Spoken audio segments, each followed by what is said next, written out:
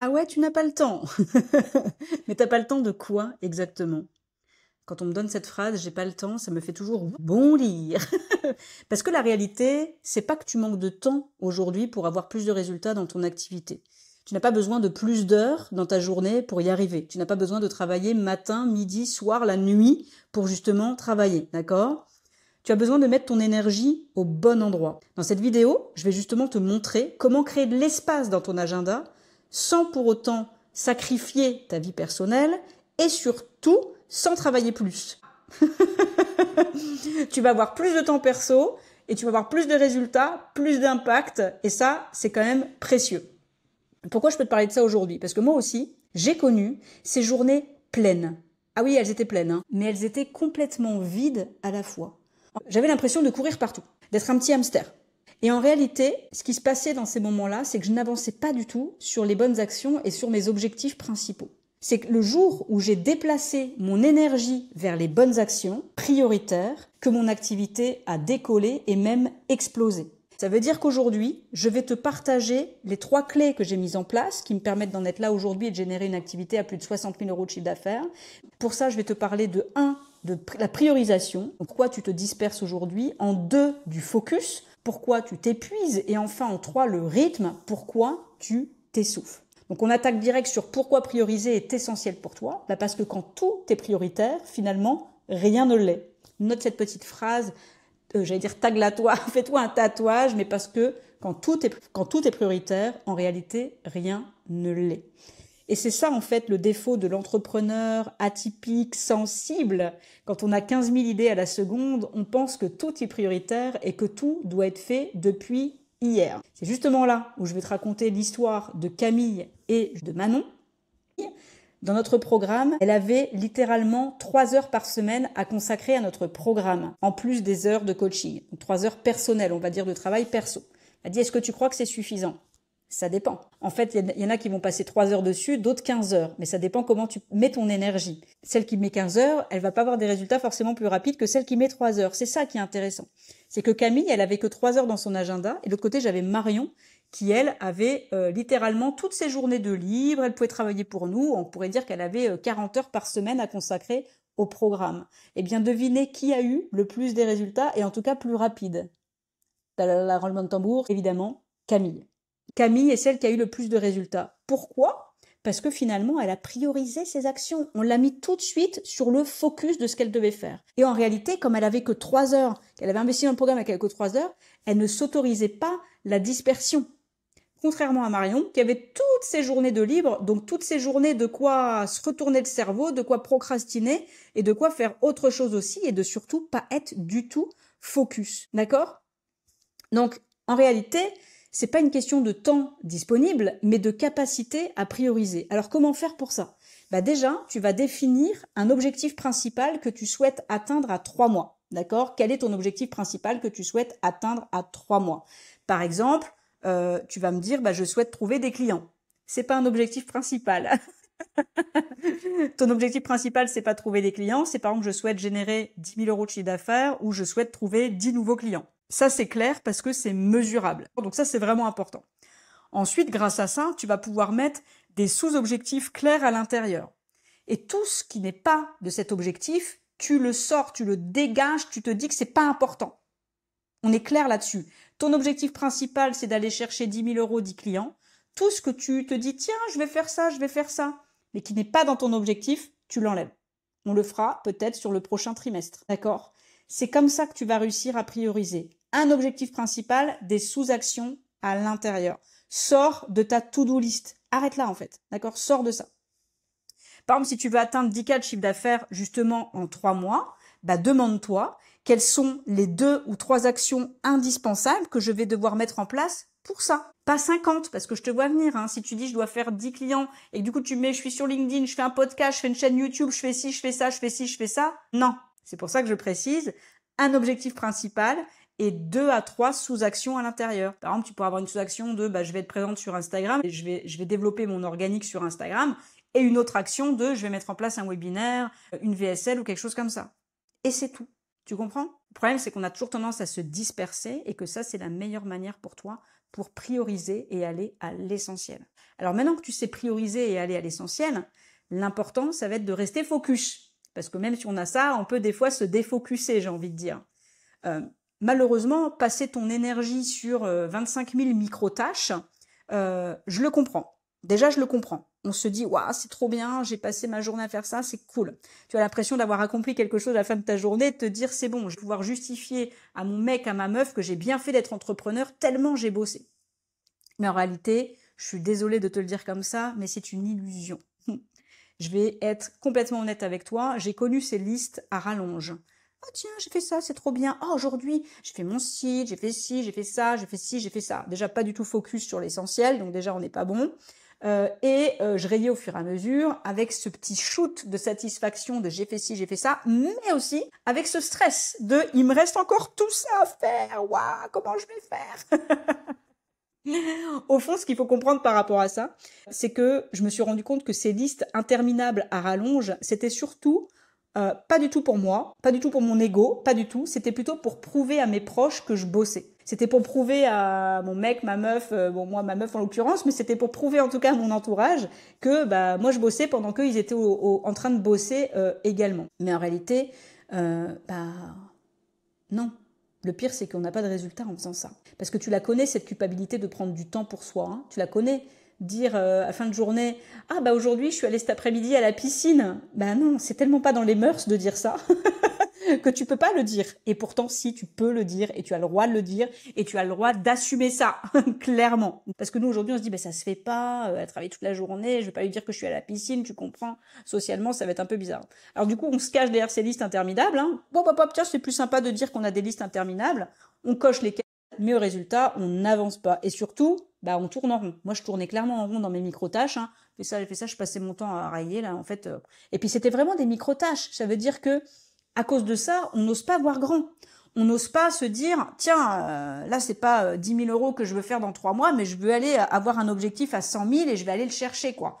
On n'ose pas voir grand dans ces moments-là. Comme on est en train de faire plein de petites choses, tout ce qu'on voit à côté est petit, quelque part. C'est normal, hein. Je tiens à te rassurer, c'est complètement normal, je l'ai eu, hein, donc j'ai vécu cette phase, assez longue d'ailleurs. Donc si je peux le faire économiser du temps, ça me va bien. Par contre, ce que je peux te dire, c'est que le jour où j'ai arrêté ces listes interminables, ces tâches, eh bien mon esprit s'est complètement apaisé. Mais vraiment. Ça veut dire que, j'avais une organisation certes, mais aussi je laissais place à ma créativité, à mon intuition. Parce que quand tu es sur toutes tes listes à rallonge, là, ta créativité et ton intuition, elle est plus là. Hein. Tout est burné là-haut, là. Tout ne fonctionne plus. Or, toi, en tant qu'atypique sensible, tu as besoin d'avoir cette créativité, cette intuition. C'est pour ça que tu es entrepreneur, d'accord? Donc, qu'est-ce que j'ai commencé à faire? J'ai commencé à me fixer des objectifs plus ambitieux. Donc, pas je veux faire 10 000 euros, mais je veux faire 100 000, 200 000, 500 000. Donc, aller chercher vraiment des objectifs grands. Parce que plus tu vois grand, étonnamment, plus tu simplifies ton activité. Il faut quand même le comprendre, ça. Plus tu vois grand, plus tu simplifies ton activité. Donc ça, je l'ai vraiment compris. Et plus tu vas à l'essentiel sur tes objectifs et tes actions. Plus on voit petit, plus on s'éparpille. Donc du coup, j'ai commencé à me fixer des objectifs plus ambitieux en effet, à travailler moins, à avoir beaucoup plus de temps en famille et aussi à obtenir beaucoup plus de résultats. Mon activité, elle a décollé, on a doublé le chiffre d'affaires, ça a été vraiment hallucinant. Alors, toi, qu'est-ce que tu peux faire là pour faire la même chose que moi, en tout cas à ton niveau de ce que tu as envie de réaliser, bien évidemment.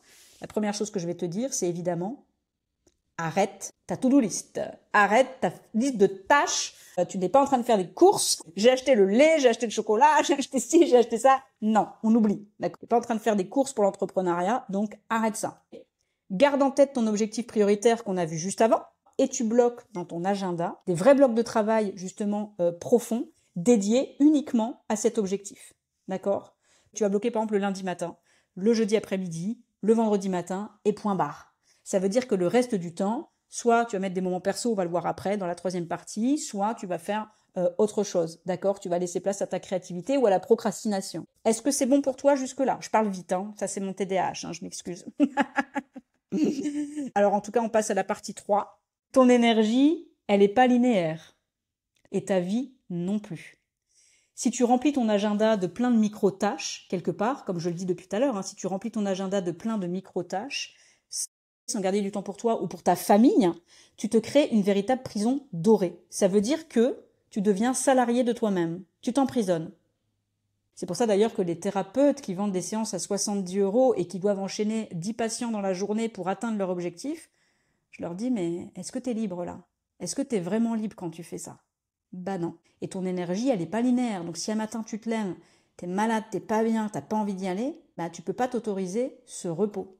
Parce que dans ton agenda, c'est full rabord et que tu dois remplir tes journées full rabord. Et ça, c'est pas OK du tout. Et justement, soyons clairs. Pourquoi tu es devenu entrepreneur?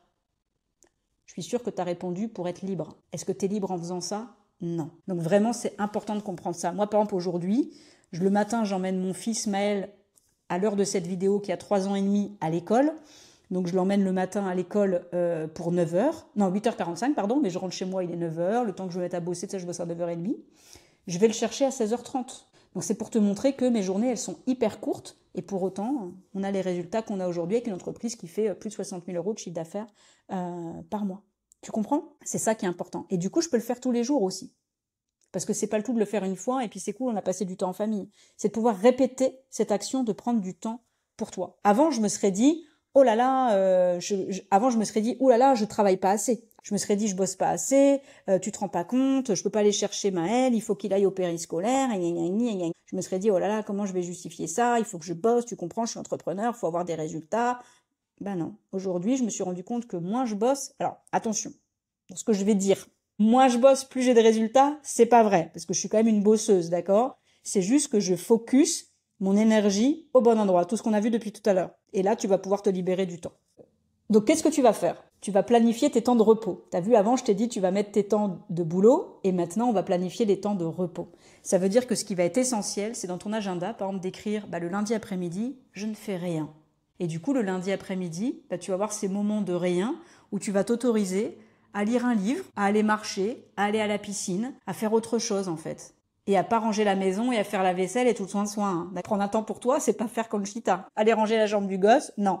C'est prendre un vrai moment pour toi. Aller te faire un massage, prendre un vrai moment pour toi de qualité. Ok? Ça, c'est ce que je fais prioriser à mes clients à chaque fois. La première chose que je leur demande de faire, c'est de mettre des temps perso dans leur agenda. Une fois que tu as ça, tes temps perso et tes temps pro, eh bien tu t'y tiens et sans culpabiliser en fait. Sans te dire, ah là là, mais non, puis là j'ai un client, puis là j'ai ci, ou alors, ah là là, je suis à la piscine, mais alors que j'avais encore 25 000 trucs à faire. Bah non. Parce que comme tu as priorisé à l'essentiel, maintenant on y va quoi. Donc bloque ces moments dans ton agenda et protège-les. Quand je dis protège-les, ça veut dire que si tu as mis que le lundi après-midi, eh ben c'est un temps de rien pour toi, respecte-le. Et si tu as un client qui te dit, ah je suis disponible lundi, est-ce que c'est bon pour vous? Ben non, désolé, je ne suis pas disponible, est-ce que vous pouvez mardi matin? C'est de t'autoriser ça aussi. Je sais que c'est pas facile, mais plus tu vas le faire, plus tu vas te respecter, plus tu vas être dans l'amour de toi, et plus ça va se répercuter. J'ai envie de pleurer en te le disant. J'ai une émotion. Mais je pense que ça va te toucher en regardant la vidéo. Plus tu vas te respecter toi, plus tu vas être dans l'amour de ton temps, de toi, de ton énergie, plus ça va se répercuter. Et tu as le droit de dire non à un client. Tu as le droit de dire non à quelqu'un. D'accord? C'est autorisé. Ok?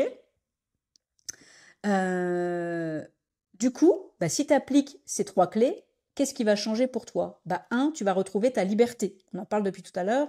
Tu es entrepreneur pour être libre. Est-ce que tu es vraiment libre aujourd'hui? C'est à toi de répondre à cette question. Si tu n'es pas libre, reprends ton pouvoir de liberté. Pour passer du temps justement avec ta famille, pour ce pourquoi tu as certainement décidé d'être entrepreneur, avec tes enfants et t'offrir justement des moments à toi et rien qu'à toi, sans culpabiliser. Tu vas retrouver aussi ton énergie. Tu vas avoir moins de fatigue. Tu vas te lever le matin avec plaisir. Tu te lever le matin en te disant « Waouh, ça fait du bien !» Oui, parce que tu sais ce que tu vas devoir faire. Quand on ne sait pas ce qu'on doit faire quand on se lève, c'est affreux. Alors que là, tu sais, c'est marqué. Là, je bosse sur mon webinaire. Cet après-midi, je fais ci. C'est rythmé, c'est calé, c'est complètement OK. Et surtout, du coup, ce qui va se passer, c'est que, tu vas te retrouver moins fatigué parce qu'en plus, tu vas savoir quoi mettre en place et tu vas avoir la sensation de vraiment d'avoir avancé sur quelque chose. Et ça, c'est quand même hyper précieux. Et du coup, conclusion, ton chiffre d'affaires va monter, tu vas avoir de résultats, tu vas trouver tes clients et tu vas aller faire ces fameux 10 000 € à faire d'ici 3 mois. Ou trouver 10 clients si c'est l'objectif que tu as mis. Parce qu'encore une fois, tu n'as pas besoin de plus de temps. Ce qu'on dit au début de la vidéo, tu n'as pas besoin de plus de temps. Tu as besoin de savoir prioriser tes actions et de te lâcher la grappe aussi, réellement. Je vais le dire comme ça, mais lâche-toi la grappe, ok? Voilà, j'espère que cette vidéo t'a vraiment aidé. J'espère que cette vidéo t'a et tu dis ok, c'est clair, je vais mettre ça en place, surtout fais-le. Mets-moi en commentaire justement quel objectif principal tu vas te fixer d'ici 3 mois. Je te répondrai évidemment pour te dire si cet objectif est mesurable et s'il est ok.